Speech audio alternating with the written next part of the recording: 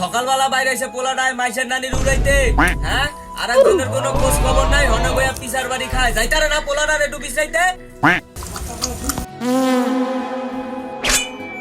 ওগো, একটা পিছার বাড়ি দিলাম, কানে কথা যায় না নাকি?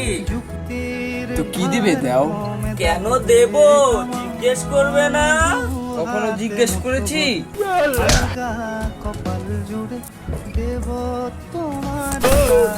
যাও ছেলেকে ডেকে নিয়ে আসো।